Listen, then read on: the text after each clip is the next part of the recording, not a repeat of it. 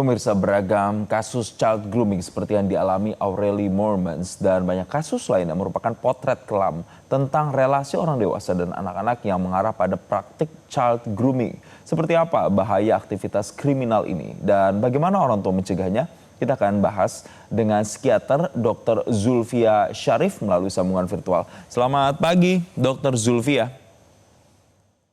Selamat pagi, Mas Jason. Dokter, sebelum kita membahas lebih jauh apa itu bentuknya, apa itu dampaknya bagi mereka korban yang mengalami child grooming, konsep dari child grooming ini sendiri itu apa sebenarnya, dokter? Konsepnya adalah suatu proses manipulasi yang dilakukan secara sistematis oleh pelaku yang merupakan orang dewasa kepada seorang anak. Ketika kita bicara anak, berarti di bawah umur 18 tahun, jadi anak dan remaja. Dan tujuannya adalah untuk mengeksploitasi, baik secara seksual, emosional, maupun secara fisik. Jadi itu konsepnya adalah eksploitasi tujuannya. Oke, selalu menyasar pada anak-anak atau kelompok usia lain juga bisa terkena begitu, dok? Apakah grooming ini selalu hanya untuk child grooming saja atau grooming orang dewasa misalnya ada adult grooming begitu itu bisa terjadi juga?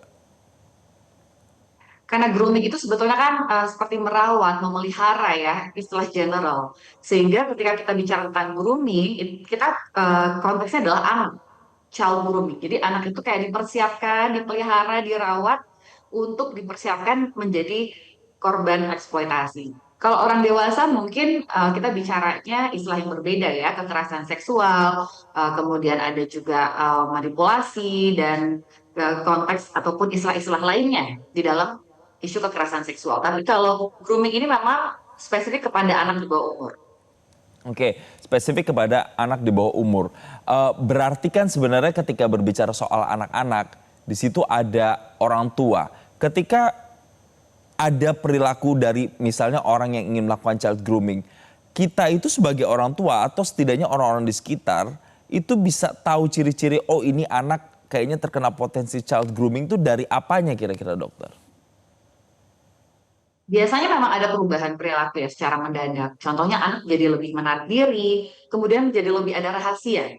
Misalnya mengganti password dari gadgetnya, menyembunyikan sesuatu, kemudian menggunakan istilah-istilah bahasa, oh ini teman aku, teman online, tapi tidak jelas siapa namanya atau orangnya siapa, sehingga orang tua agak sulit untuk mendeteksi gitu ya, apakah anak ini menjadi korban dari child grooming yang sekarang ini kalau di era digital sangat mungkin ya dari orang yang tidak dikenal.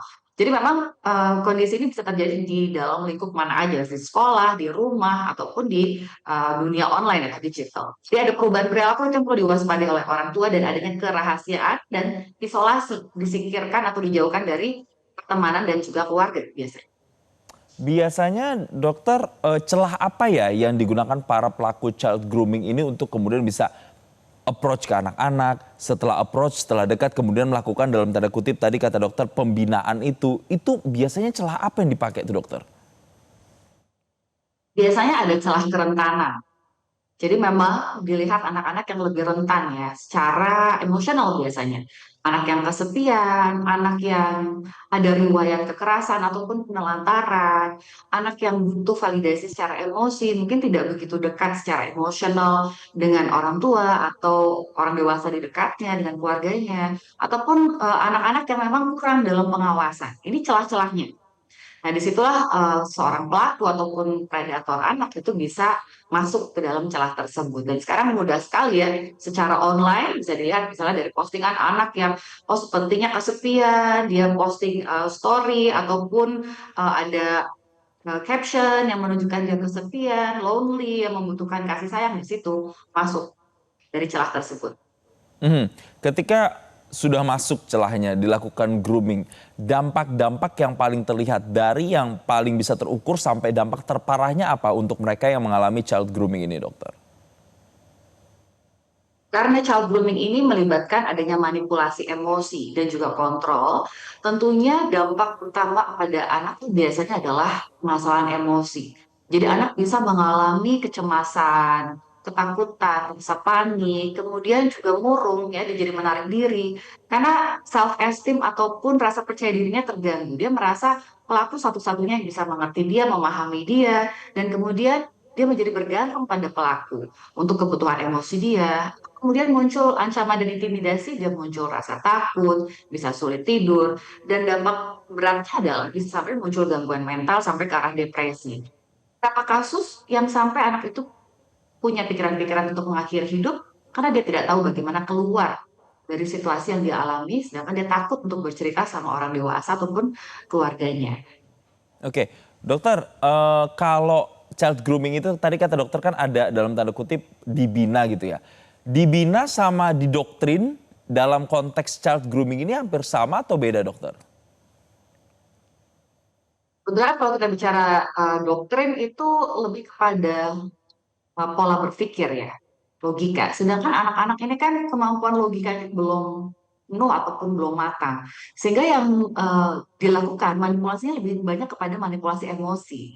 Jadi beda memang kalau di doktrin itu kan kita terus kayak di brainwash gitu ya, cuci otak untuk satu pola pikir tertentu. Sedangkan pada child grooming ini lebih banyak manipulasi emosinya. Mungkin ada doktrinisasi di situ bahwa misalnya kok orang tuamu jahat, nggak sayang sama kamu, sama aku aja, aku sayang loh, aku nggak akan meninggalkan kamu, aku akan selalu ada, hanya aku satu-satunya di dunia yang sayang sama kamu. Itu kan juga bentuk semacam doktrinisasi ya, tapi ada pendekatan manipulasi emosi sebetulnya. Karena dia tahu ada kebutuhan emosional di anak yang dipenuhi oleh si pelaku. Ya, pendekatannya lebih kepada emosional yang mendominasi. Dokter, singkat saja terakhir, apa yang bisa dilakukan orang sekitar dan juga orang tua untuk bisa menghindarkan anaknya dari mereka para pelaku-pelaku child grooming di luar sana? Apabila terdeteksi memang ada suatu tindak child grooming, yang pertama perlu dilakukan adalah menyelamatkan dulu, baru membereskan. Jadi selamatkan dulu anak, jauhkan dari pelaku, batasi aksesnya, kemudian dengarkan anak, validasi, jangan disalahkan supaya dia tidak tertutup ya. Validasi emosinya, dengarkan, terus kemudian dampingi, baru mulai selesaikan permasalahannya. Apakah anak butuh pendampingan psikologis, butuh bantuan profesional, dan bagaimana pelaku ini bisa mungkin Baik. dilaporkan atau dibatasi aksesnya agar berhenti perilaku child grooming yang dilakukan terhadap si anak ini. Dan tentunya orang tua perlu meningkatkan pola Oke. komunikasi yang sehat dengan anak agar bisa saling terbuka dan percaya satu sama lain.